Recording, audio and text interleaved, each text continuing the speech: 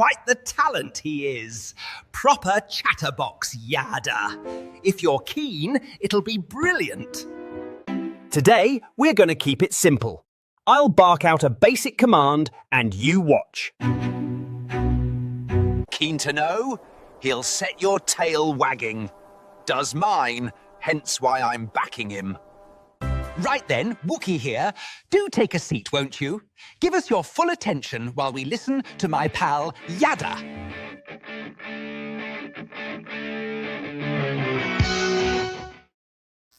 Oh, welcome to this special episode of The Basics. We're going to begin a series. Hopefully it is an interesting one. It will be a longer one on Yahweh's name and nature. So this is episode 1 of our quest to have a better understanding of God's name and the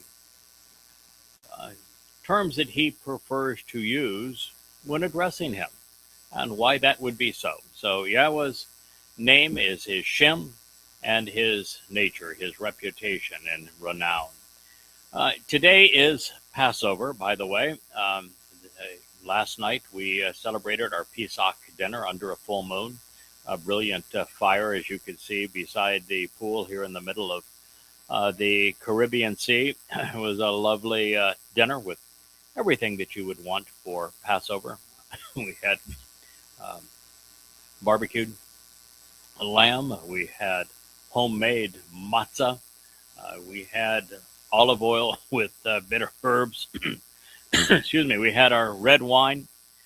We had our discussion of everything that Pesach represents, our appreciation for Dod, our Savior, our returning King, and for Yahweh to have opened the doorway to life during Pesach.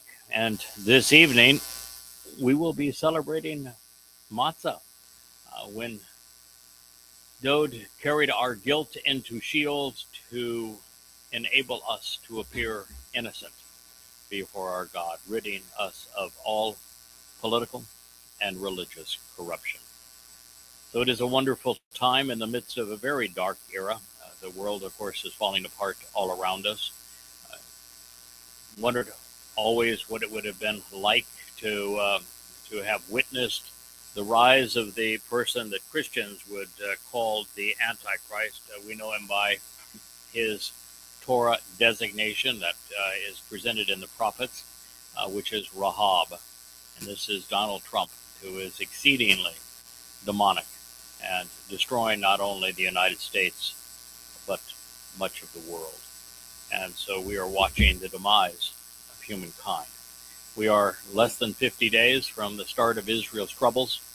So as I say, we are celebrating an extraordinary day when our Savior Dod carried our guilt into Sheol to deposit it there, never to be seen again, in the midst of a time that we know that we are just at the beginning of something that's going to be horrific for God's people.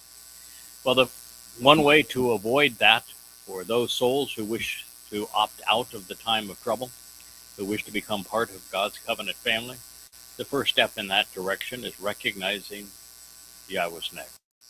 And so I want to share this with you. We'll begin with the very place in the Torah that we are introduced to Yahweh. It is a name that is exceedingly easy to pronounce, and so by way of introduction, all you really have to do is to recognize that Yahweh's name is written using 4 vowels, 3 letters, 1 repeated. They're all vowels, and they are all explained in terms of the way they are pronounced through all of the other words in the Hebrew language where those vowels appear. And foremost among them is the verb haya. It means to exist. And in the first person, it would be I was, I am, and I will be. And Yahweh used this verb to describe his name. He told Moshe that he is, was.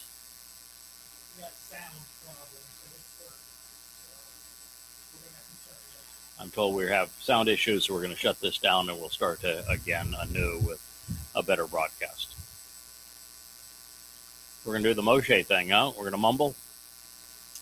Plugged in and everything's configured correctly. I can just have to reboot. Hey there, thanks for tuning in. That was Fetch. Gotta run now. Catch y'all on our next podcast.